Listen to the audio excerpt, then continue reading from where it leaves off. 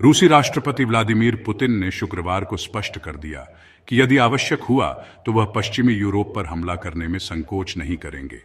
Putin ने दावा किया कि रूस द्वारा उपयोग की जाने वाली लंबी दूरी की अंतर महाद्वीपीय मिसाइलों को किसी भी मिसाइल रोधी प्रणाली से नष्ट नहीं किया जा सकता है। इस सप्ताह की शुरुआत में पुतिन ने औपचारिक रूप से रूस के परमाणु सिद्धांत में बदलाव किया, जिससे जरूरत पड़ने पर परमाणु हथियारों के उपयोग की अनुमति मिल गई है। 21 नवंबर को रूस ने यूक्रेन में अपनी पहली अंतर महाद्वीपीय बैलिस्टिक मिसाइल का प्रक्षेपण किया। यह लंबी दूरी की मिसाइल परमाणु हथियार ले जाने में सक्षम है, लेकिन इस परीक्षण में परमाणु विस्फोटकों का उपयोग नहीं किया गया था। कुछ रक्षा विशेषज्ञों के अनुसार मॉस्को का यह कदम मुख्य रूप से पश्चिम को चेतावनी देने के लिए था। 19 नवंबर को रूसी आक्रमण के 1000वें दिन यूक्रेनी राष्ट्रपति वोलोदिमिर जेलेंस्की की सेना ने आर्मी टैक्टिकल मिसाइल सिस्टम का उपयोग करके रूसी शहर ब्रायांस्क पर हमला किया। इस हमले के बाद से रूसी सेना ने जवाबी हमलों की एक श्रृंखला शुरू की है। पुतिन ने पहले ही चेतावनी दी थी कि रूसी क्षेत्र पर हमले के विनाशकारी परिणाम होंगे। क्रेमलिन ने यूक्रेन को एटीएसएमएस का उपयोग करने की अनुमति देने के लिए अमेरिकी राष्ट्रपति जो बिडेन पर भी निशाना साधा। रूस और यूक्रेन के बीच युद्ध अब निर्णायक मोड़ पर है। 21 नवंबर को रूस ने यूक्रेन के दक्षिण पूर्वी शहर डिनिप्रो पर एक बैलिस्टिक मिसाइल दागी। कीव ने दावा किया कि यह एक अंतर महाद्वीपीय बैलिस्टिक मिसाइल थी, लेकिन एक पश्चिमी अधिकारी ने इसे एक मानक बैलिस्टिक मिसाइल बताया।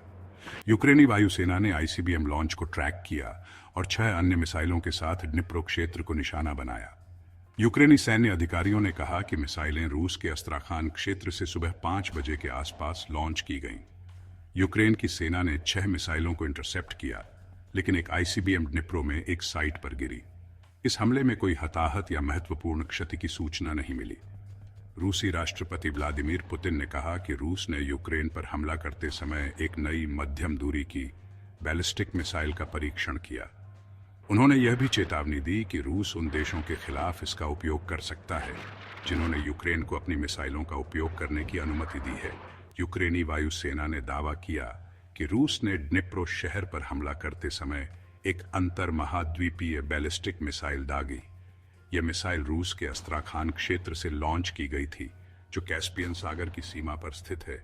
इसके अलावा 8 अन्य मिसाइलें भी दागी गईं। रूस ने डिनिप्रो शहर के केंद्रीय पूर्वी क्षेत्र में उद्यमों और महत्वपूर्ण बुनियादी ढांचे को निशाना बनाया। इस रूसी हमले में कई लोग घायल भी हुए।